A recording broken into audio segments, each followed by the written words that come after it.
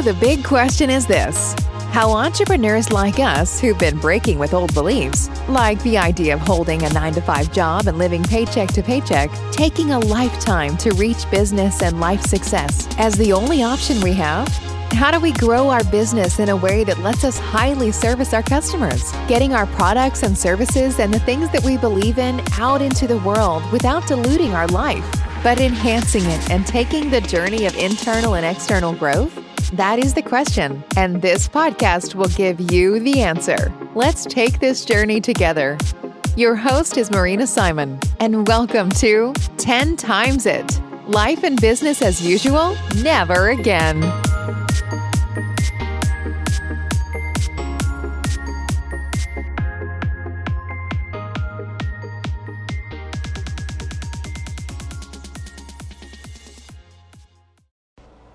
Hi guys!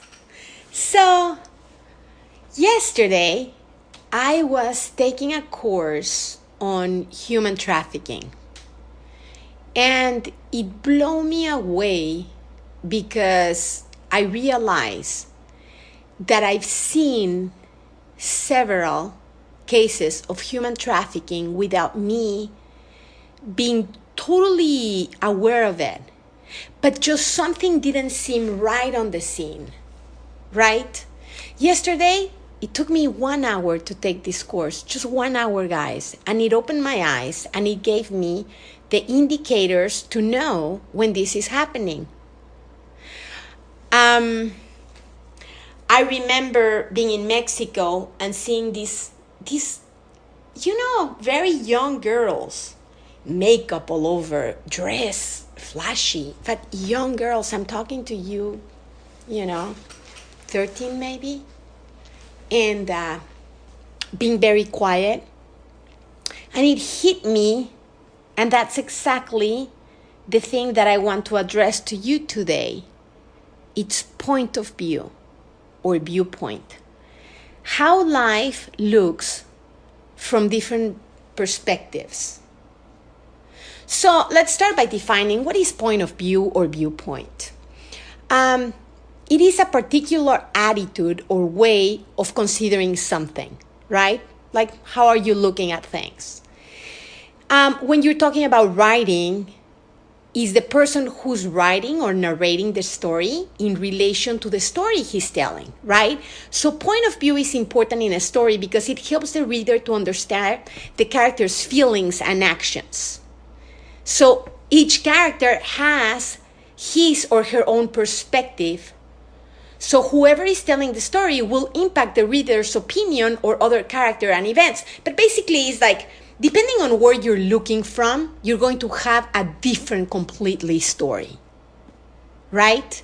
We as individuals are different universes and have so many different qualities. So depending on from where the story is being told, it's going to be a totally different story due to different viewpoints. So also is the position from which something or someone is observed. I can be observing the same scene from a different angle and see something totally different because I don't have the total view of the scene, right? So it will be a position of observation. And that tied on to the story I was telling you. So while I was studying this course, they taught you on how these people, like the victims of human trafficking will be operating, right? They look down.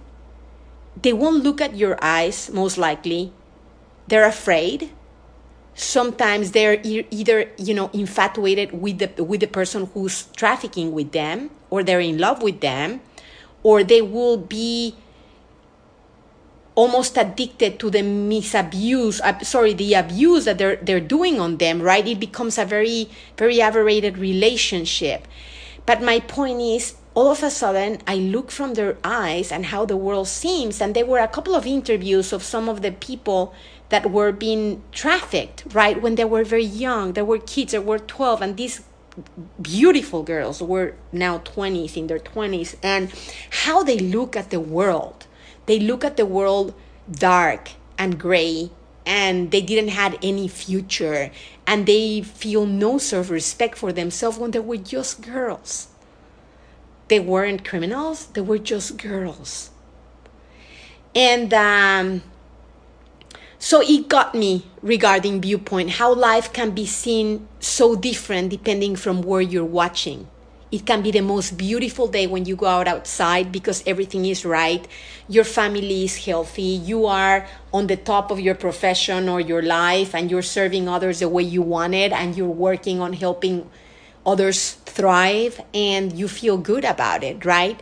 Or you can see it from the viewpoint where, you're just not doing great, and there's nobody there to give you a hand, or you just haven't made it go right to get out of that. And it can be the same exact day, but it's a different point from where you're watching. So that takes me back to sales copy. So basically, you can say that there's 3 stages that it will be the most effective way to write something, either sales copy, or if you're writing a book, even if you're painting a painting and you're an artist, right? So here are the 3 steps, and this is from an amazing philosopher and administrator, L. Ron Hubbard, and he talks about 3 things, and he's an amazing writer, a very, very affluent writer in many ways. So he says, the first stage is to uneducate oneself as an audience. So let's say that you paint a painting, or you write a book, or you're trying to write sales copy. So you write it first. Once you write it, right, you're the professional. Now you write it, right? First of all, I should go to step 0. You should know your ideal customer back and forth, like the back of your hand. Perfectly. Know what will be that person's point of view. Super great, right? So once you know that, then the step number 1, I can go back to it, is to uneducate oneself as an audience. So you're not the professional anymore. You're not writing that sales copy. Once you write it, you read it as your ideal customer, your avatar. So first stage, read what you wrote, right? From that viewpoint. Once you do that, see what perceptions you get out of your copy. See what you think. See if it impinges on you, if it's boring, or if it doesn't take attention, if it doesn't have any hooks, or it doesn't grab your attention.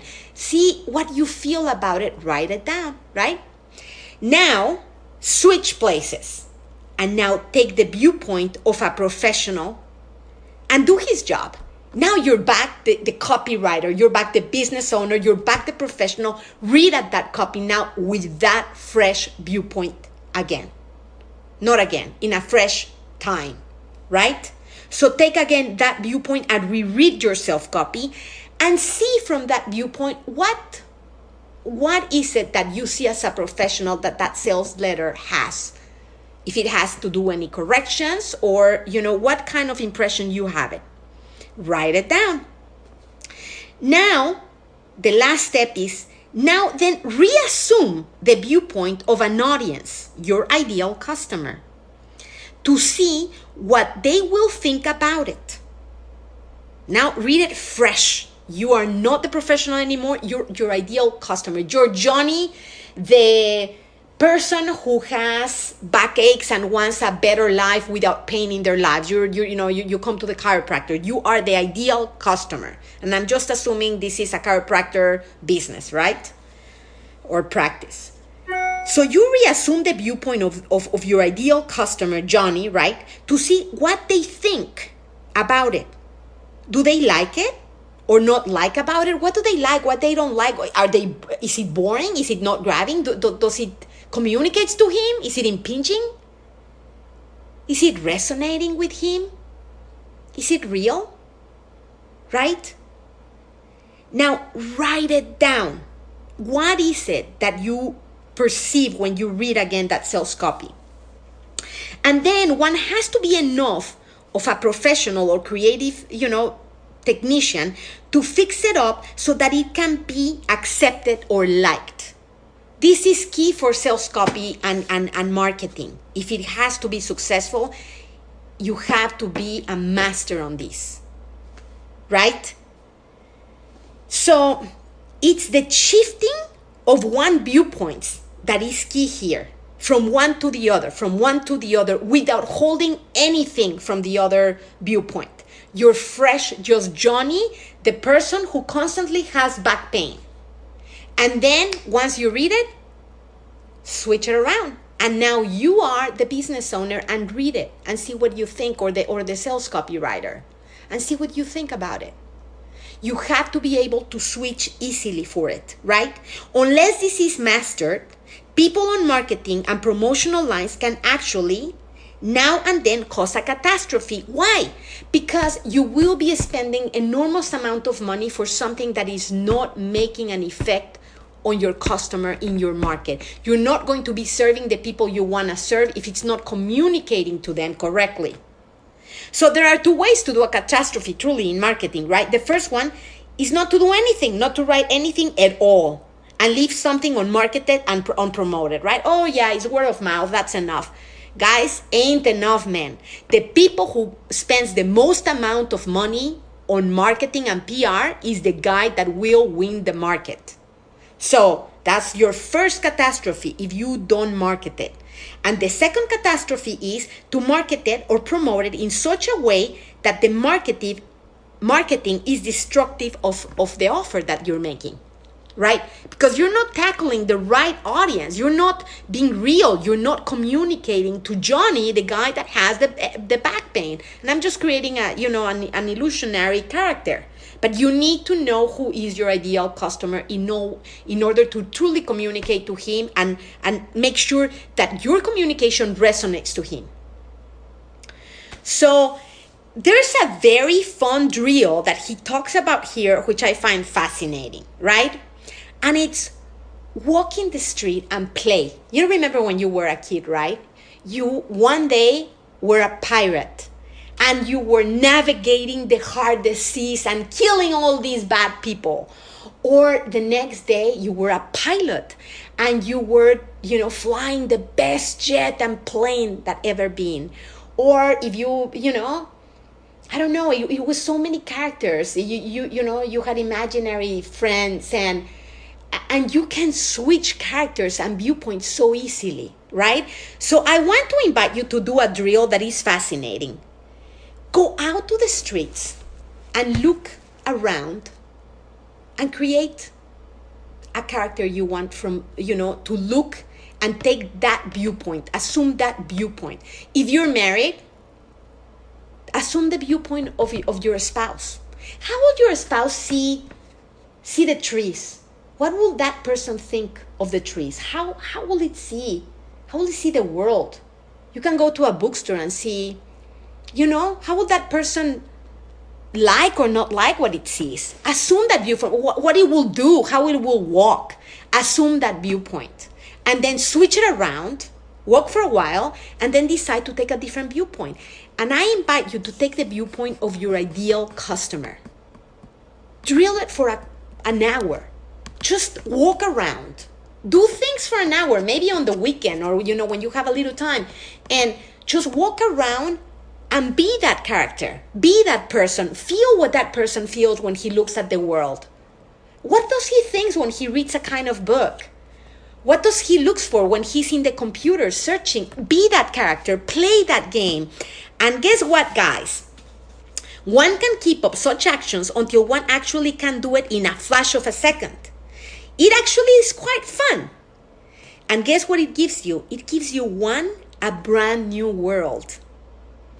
In fact, one can have a lot of new worlds, one for every public he assumes the viewpoint of. Isn't it that interesting? You'll be utterly amazed. The ability to do this is quite valuable. In fact, it is the difference between success and failure in marketing. I hope you find it productive. Have an amazing day. See you tomorrow in our next episode.